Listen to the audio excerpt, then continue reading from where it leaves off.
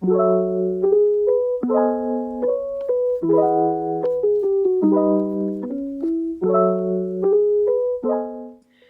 fig jam recipe has been my go-to for the fall because it's so versatile, delicious, and healthy.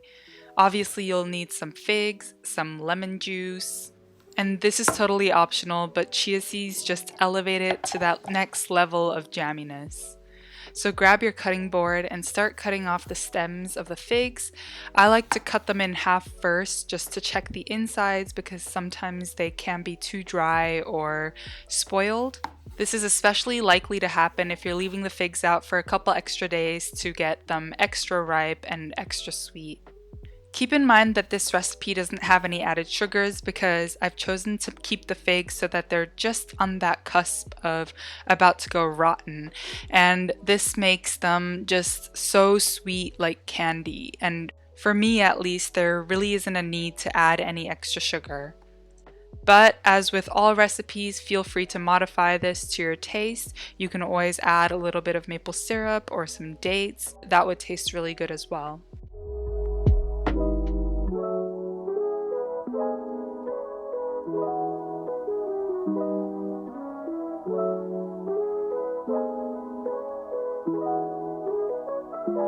The next step is to chop these figs even smaller. The smaller you cut them, the faster they'll cook, so just keep that in mind. You can obviously cook the figs whole as well, but that will just result in a chunkier fig jam at the end.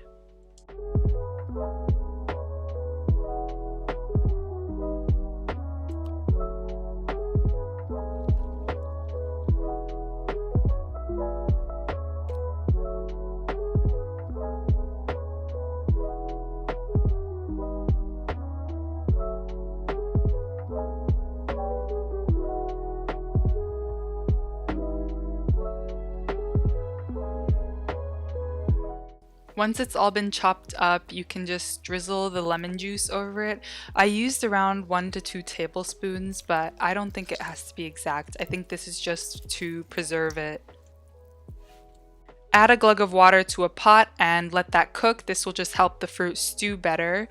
And I actually like to add a pinch of salt just because I think that brings out the flavor of the figs a little more. Add in the figs and mix it around a little bit, mashing where you can.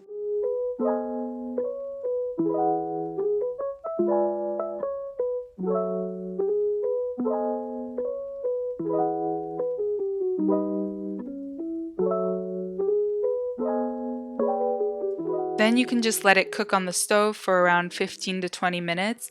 This is what it looked like after 5 minutes. You can already see the fruit starting to disintegrate and to form this thick syrupy mixture.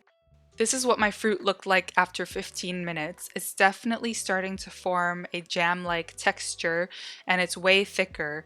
You can keep cooking it down as is, but I prefer a smoother texture, and so I threw that into the food processor and blended it for a bit. Then I threw it back into the pot and I added chia seeds, around 1 to 2 tablespoons worth. Give that a good mix and set it aside to cool. As the chia seeds begin to absorb the moisture from the figs, it will get even thicker and even more jam-like.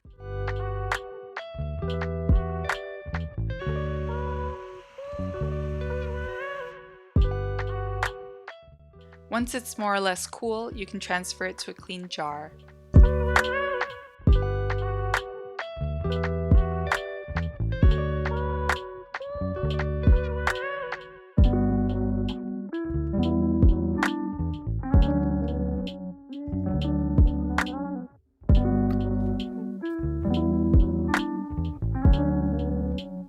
As with anything homemade, I like to label it with the date that I made it just to make sure I use it up before it goes bad.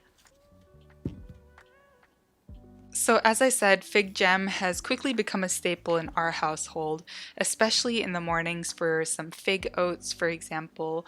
I mix this with some homemade Nutella and some bananas and then sprinkled some coconut shreds on top, and that was so delicious. I eat this basically every single morning now.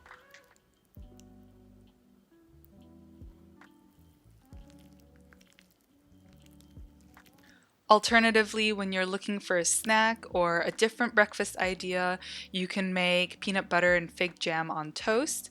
This is homemade bread with some homemade peanut butter and some fig jam, and it's just so hearty and the perfect mix of salty and sweet.